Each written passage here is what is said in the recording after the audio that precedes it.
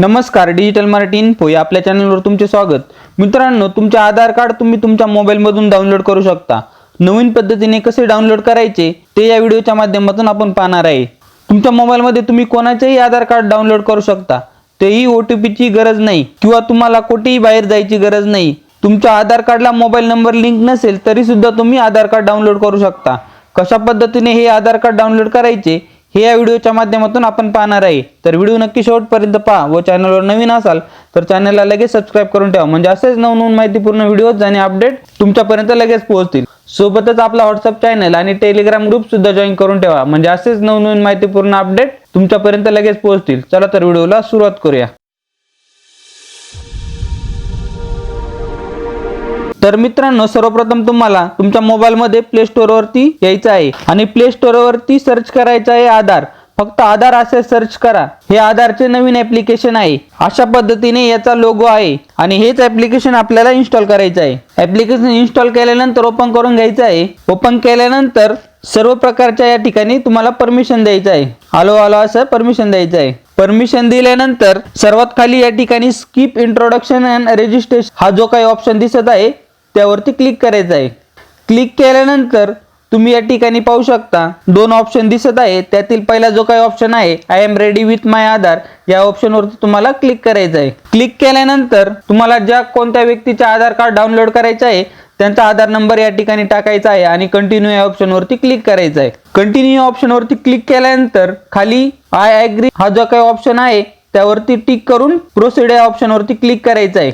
या ठिकाणी तुम्हाला तुमचे सिम कार्ड निवडायचं आहे। आता मोबाईल मध्ये एकच सिम कार्ड आहे त्यामुळे या ठिकाणी एकच दाखवत आहे, पण तुमच्या मोबाईल मध्ये दोन सिम कार्ड असेल तर दोन दाखवेल। तुम्हाला कुठलेही एक सिम कार्ड निवडून सेंड SMS या ऑप्शन वरती क्लिक करायचं आहे। त्यावरती क्लिक केल्यानंतर तुमच्या समोर एक पॉपअप येईल। या ठिकाणी सेंड SMS या ऑप्शन वरती क्लिक करायचं आहे, म्हणजे या ठिकाणी SMS द्वारे ऑटोमॅटिक मोबाईल नंबर व्हेरिफिकेशन होईल। त्यानंतर कंटिन्यू टू फेस ऑथेंटिफिकेशन हा जो काही ऑप्शन दिसत आहे यावरती क्लिक करायचं आहे। यावरती क्लिक केल्यानंतर ज्या व्यक्तीचे तुम्ही आधार नंबर या ठिकाणी टाकलेला होता त्या व्यक्तीचं फेस ऑथेंटिफिकेशन या ठिकाणी तुम्हाला करायचं आहे। ज्यांनी कोणी चष्मा घातलेला असेल तो चष्मा काढून तुम्हाला फेस ऑथेंटिफिकेशन करायचं आहे। फेस ऑथेंटिफिकेशन करताना तुम्हाला डोळे ब्लिंक करायचे आहे। या ठिकाणी आपलं फेस ऑथेंटिफिकेशन कंप्लीट झालेलं आहे। त्यानंतर प्रोसीड या ऑप्शन वरती क्लिक करायचं आहे।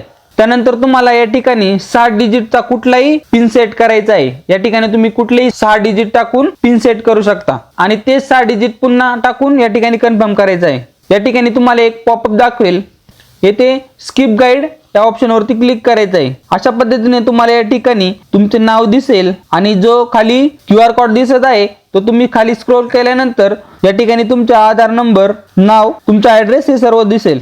आता तुम्हाला खाली जो शेअर ID हा जो काही ऑप्शन दिसत आहे त्यावरती क्लिक करायचा आहे आणि 3 नंबरचा डाउनलोड आधार हा जो काही ऑप्शन दिसत आहे त्यावरती क्लिक करून तुमचे आधार कार्ड कंटिन्यू ऑप्शन वरती क्लिक करून डाउनलोड करायचं आहे।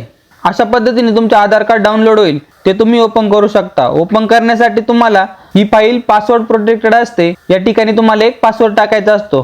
हा पासवर्ड तुमच्या नावाचे पहिले 4 लेटर हे कॅपिटल मध्ये टाकायचे आहे आणि त्यानंतर तुमचे जे काही बर्थ इयर म्हणजे जन्मवर्ष आहे ते या ठिकाणी टाकायचं आहे, टाकून ओपन करायचं आहे। तर अशा पद्धतीने तुमचे फुल आधार कार्ड डाउनलोड होईल। हा महत्त्वपूर्ण व्हिडिओ आपल्या मित्रांपर्यंत नक्की शेअर करा। धन्यवाद। जय हिंद, जय महाराष्ट्र।